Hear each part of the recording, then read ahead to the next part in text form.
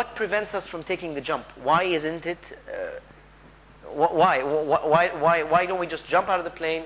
Why isn't that everybody who graduates works on magnification? Why don't we teach our undergraduate students magnification? Why are we still accepting the fact that we are using unaided magnification, unaided dentistry, unaided vision? Yeah.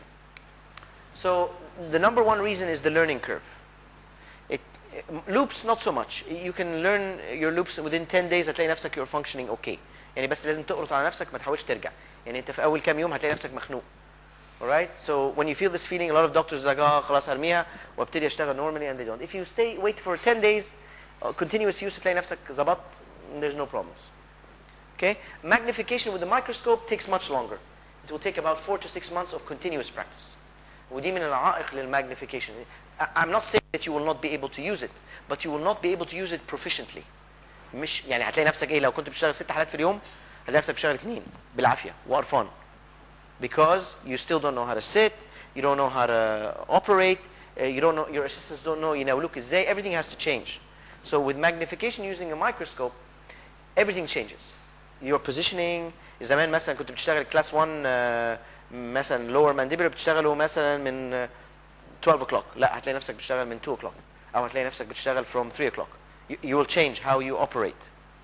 So الpositioning بيتغير, how you الاسيستنت بيناولك الانسترومنتس بتتغير, everything changes, and that's why it takes a very long time عقبال ما to become accommodating.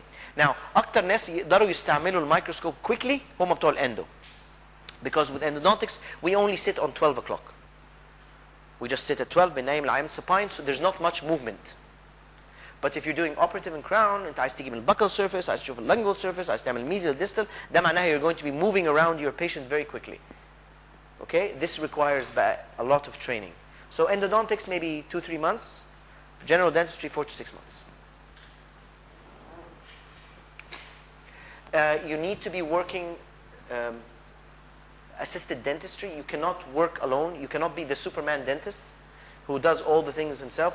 بيعقم وبيطلع الحاجات من الدرج وبيفرش الحاجات وبيخلط السيلر وبيطلع الكونز وبياخد الاكس. لو عملت كده you will not be able to function, because كل شويه هتروح شايل نفسك من على الميكروسكوب وراجع تاني تظبط نفسك على الميكروسكوب. It will extend the period of treatment substantially. So for you to function effectively with magnification using a microscope, you need to have 4-6 hand dentistry. And for me, my minimum is 6 hand dentistry. I have 2 assistants. My normal is to have 4 assistants. I have 2 wet assistants in front, and I have 2 dry assistants behind. Okay, 2 wet assistants, they're non-sterile. My dry assistants بيطلعوا لي حاجات من الايه؟ من الدواليب. Okay, so my dry assistants they know that مثلا I used my mirror on the left, so دايما my left assistant will give me the mirror. My مثلا if I'm using acid etch, it will be on my right. So this is where it will be. So they know what I need on my right hand, what I need on my left hand. So أنا ببقى قاعد on my scope, I don't move. I don't move from my position, and هم بيناولوني, and this makes me very quick. So I can say I can do, let's be reasonable, I can do a premolar, a root canal for a premolar, a post and core, and a preparation, a temporary crown in about 1 hour. Not because I'm good, okay, I have experience, but because I have my staff with. If without them I cannot do this. يوم ما بيجي لي أقل من 2 I stop my clinic. I cannot function with 1 assistant. I'll be too slow. بروح مكنسل المواعيد, بحطت المواعيد المهمه الحاجات اللي هي البين مش عارف ايه بتاع, I don't finish my day. Okay, expensive. I have 2 microscopes in my practice. When I first bought my first microscope كان ثمنها 50,000 جنيه, and this was a very long time ago. There was a lot of money to spend on magnification. Nowadays you can buy a relatively medium range microscope for about 250,000 without much options. Comparatively, the price of microscopes have gone down relative to the inflation اللي موجود في المجتمع. And when I first got a microscope, ما كانش في شركات كتير قوي في مصر بتبيعها.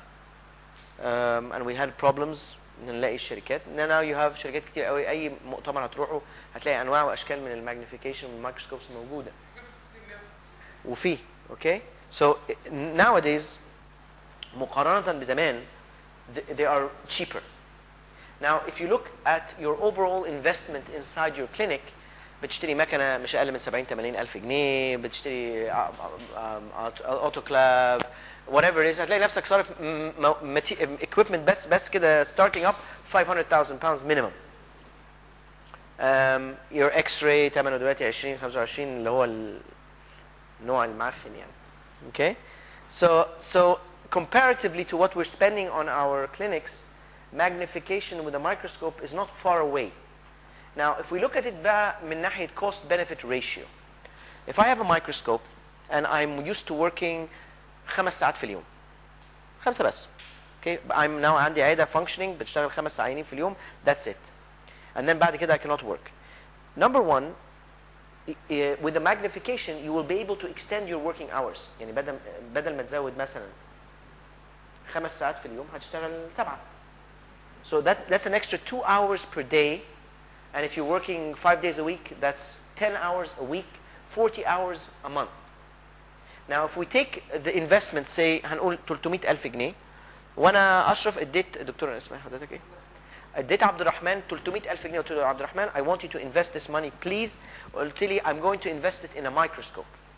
وهرجع لك المبلغ ده in 10 years، هرجعه لك 600,000 جنيه كأنك حطيتهم في البنك. Okay? So that means the investment is 600,000 pounds. هقسمهم على 10 سنين. That means 60,000 pounds a year divided by 12 months. That's how much? That's about 5,000 pounds a month. 4 weeks, that's about 1,200 pounds a week. 5 days, that's about 200 pounds a day. Or 200 and something. 200 على 5 مواعيد. 7 هنقول 5. ما هنقللهم، هنخليهم 5. That's about 50 pounds an hour. So if you do your crown in 4 visits, هتزود على ثمن الكراون 200 جنيه فقط.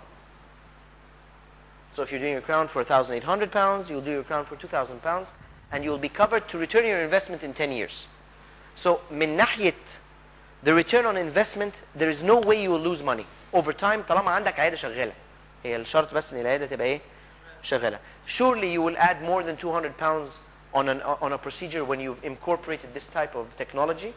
Surely you will also be able to work longer hours, 7 more hours. فانت بدل ما كمان بتشتغل 5 بتشتغل 7. ومش بس كمان in another 10-15 years لو اشتغلت من غير microscope, you're going to get neck pains, back pains, kyphosis, slip disc. You're going to spend a fortune on your medical bills. طب ما تصرفهم already on a microscope so you don't have to when you're older. So no matter which way you look at it, مهما الانجل انت بصيت على الموضوع منه، هتلاقي نفسك there is no way you will lose money by investing in a microscope. No way. طالما عيادتك شغاله. ما فيش حسبه، ده انت كمان ايه، ما انت مش عامل حساب في ال10 سنين دول ان سعرك هيزيد already، عدد العيانين هتزيد already، the different types of procedures اللي انت بتعملها. لما كنت مش بتعمل crowns كتير هتبتدي تعمل crowns اكتر، فالحاجات البروفيتبل هتبتدي تزيد ايه by default. هتلاقي نفسك there is no way الحسبه within 10 years انك انت ما رجعتش المبلغ ده 3 اضعاف. No way. بس الفكره ان يبقى معاك المبلغ اصلا عشان to invest.